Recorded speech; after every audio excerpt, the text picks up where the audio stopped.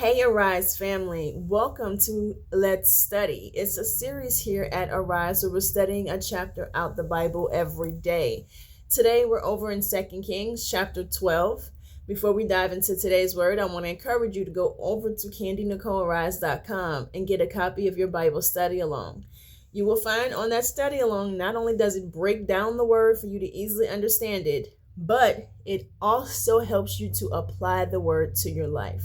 There are going to be some journal prompts at the bottom where you're going to be able to apply the word, meaning you see yourself in this word, okay? So go and get that Bible study along because that is what the Lord is wanting. He's wanting us to see ourselves in the word and be able to apply this word to our actual life.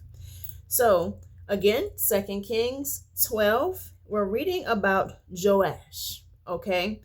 He is 7 years old when he becomes king. That is wow. Can you imagine a 7-year-old ruling and reigning as king? It's a little scary. But at the same time, he does have advisors, so hopefully you in good hands, Jua, okay? So Joash was 7 years old when he became king. In the 7th year of Joash became king and reigned 40 years in Jerusalem. His mother's name was Ziva. She was from Beersheba. Throughout the time the priest Joadad instructed him, Joash did what was right in the Lord's sight. Yet the high places were not taken away. The people continued sacrificing and burning incense on the high places. So he did what was right in the sight of the eyes of God, but he still had compromise in him. He didn't shut it all down. He was supposed to come in there and just shut it all down.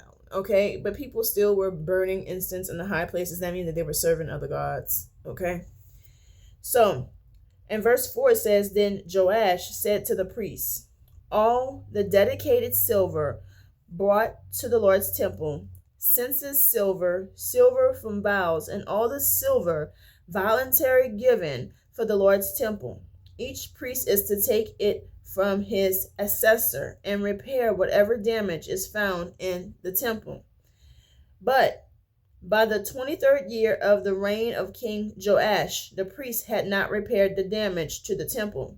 So King Joash called the priests, Joadiah, and the other priests and asked, Why haven't you repaired the temple's damage? Since you haven't, don't take any silver from your assessors. Instead, hand it over for repair of the temple. So the priests agreed that they would receive no silver from the people and would not be the ones to repair the temple's damage. Then the priest Jehoiada took a chest bored a hole in its lid and set it beside the altar on the right side of one enters the Lord's temple. The priests who guarded the threshold put into the chest all the silver that was brought to the Lord's temple. Whatever they saw there was a large amount of silver in a chest. The king's secretary and high priest would go back up and tally the silver found in the Lord's temple. Then they would give the weighed silver to those doing the work, those who oversaw the Lord's temple.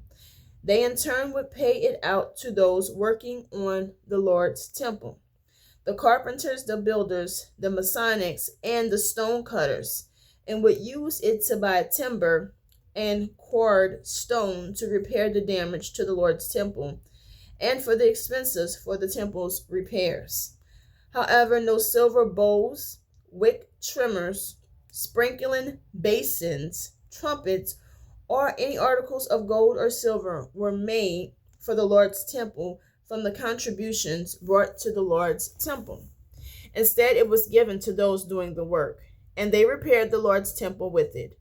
No accounting was required from the men who received the silver to pay those doing the work, since they worked with integrity. The silver from the guilt offering and the sin offerings was not brought to the Lord's temple, since it belonged to the priest. So some work is finally going to get done. 23 years, a good bit of time passed, because he was 7, not 23 years, but about 15 or so years passed. And he's like, why nothing happened? Why have y'all not begun the work that I told you to begin? Okay, you know what? Fine. I was asking you to take care of it, and since I see you can't do it, bring me the silver, and we gonna take care of this. We're gonna get this done because it's important to me. We're gonna repair this temple, okay? Verse 17. At that time, King Hazael of Amram marched up and fought against Gath and captured it. Then he planned to attack Jerusalem. So King Joash of Judah took all the items consecrated by himself and his ancestors, Judah's king, Jehoshaphat, Jehoram, and Isaiah, as well as all the gold found in the treasures of the Lord's temple and the king's palace, and he sent them to King Hazael of Aram. Then Hazael withdrew from Jerusalem. He paid him not to invade him. All right. Verse 19, you guys. The rest of the events of Joash's reign, along with all his accomplishments, are written in the historical records of Judah's kings. Joash's servants conspired against him and attacked him at Baal-mon on the road that goes down to Selah.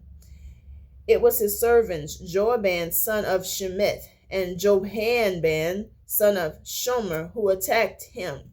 He died, and they buried him with his ancestors in the city of David, and his sons Azaim became king in his place. So his enemies, took over, attacked him, and killed him. And his son became king in his place. And they say basically all his accomplishments are recorded. They say that about all the kings. Whenever they tell you basically the king died, all his accomplishments is recorded in the books. Yeah, okay. It's recorded in the books if you want to know some more about this man. So the main thing you can see right here is that this man here, he was hidden in the temple as a young child. That's something that stuck with him. He stayed close to the priest. That's why he had a passion to get that temple fixed. Is because he literally, for the beginning of his childhood, he literally was living in that temple. That's the place that he was kept. He wanted it repaired for that, and he also wanted it repaired because in this temple is where he learned about God. He had a closeness to God that he wanted God's temple to be repaired. So that's why this was so important to him, this work to be done. So come back tomorrow, and we're going to be studying over in 2 Kings chapter 13. Again, go over to CandyNicoleRise.com and get a copy of your Bible study along. I will see you guys tomorrow. Bye, y'all.